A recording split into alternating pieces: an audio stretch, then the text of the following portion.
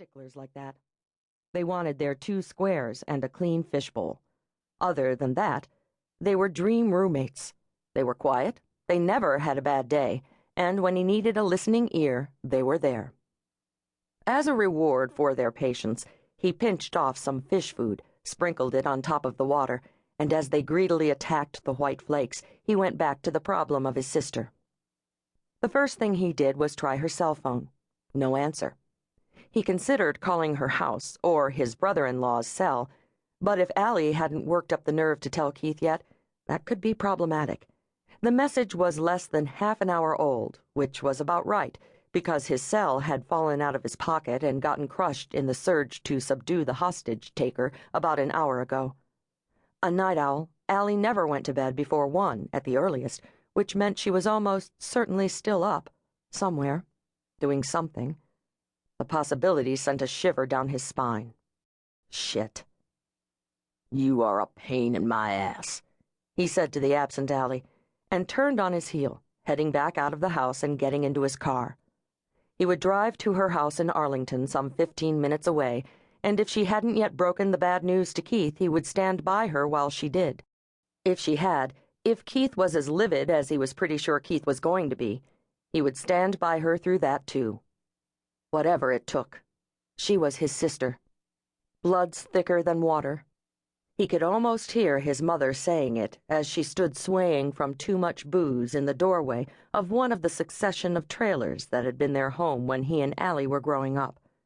Usually when she said it, she was sending him out after Allie, his beautiful, unstable, 4 years older sister, whose own weakness for all kinds of chemical highs had manifested itself as early as middle school. He had been the stable one of the trio, the one who took a good hard look at his hardscrabble life and vowed to do better, to circumvent an apparent family weakness for drugs and alcohol by not drinking, not getting high, not doing anything but working really hard, first for grades and later for money, so they could all have a better life. Unfortunately, his mother died while he was in college. But when he graduated, he kept his promise to himself. He took Allie, who'd already been through 1 husband, away from the squalid Georgia town in which they'd grown up, and moved her with him to Virginia, where he was just starting his career with the FBI. For a while, things had been good for both of them. Buoyed by this opportunity for a new start, Allie had gotten a job and, as far as Nick knew anyway, stayed clean. The thing about Allie was, when she wasn't high, she was a joy to be around, with a bright, effervescent personality that drew people to her like metal shavings to a magnet.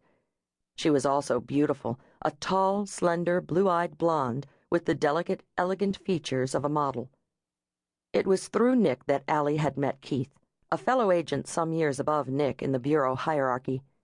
Nick had really hoped that their romance would be the saving of her, that because of her love for Keith, she would be able to leave her weaknesses behind.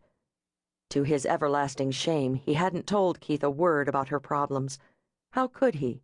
She was his sister. That was some 15 years ago.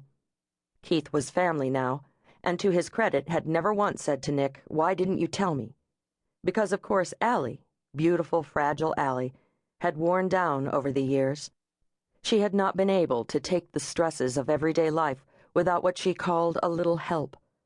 Sometimes she went on an alcohol binge. Sometimes she went on a drug binge, sometimes she did both. But between them, Nick and Keith had always managed to get her straightened out, to keep things hushed up.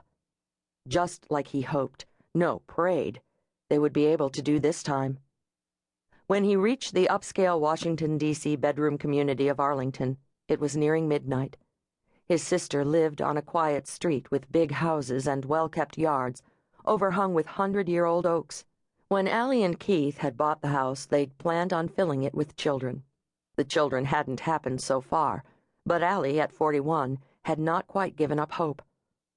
At that time of night, the whole area should have been quiet and dark. But as soon as he turned into Alley Street, he was struck by the lights, the sounds, the hubbub of activity that he realized as he drove closer was centered around his sister's house. "Oh, Jesus," he breathed, as the lights resolved themselves into the flashing strobes of emergency vehicles, cop cars, and an ambulance, and even a fire truck parked with its wheels on the lawn.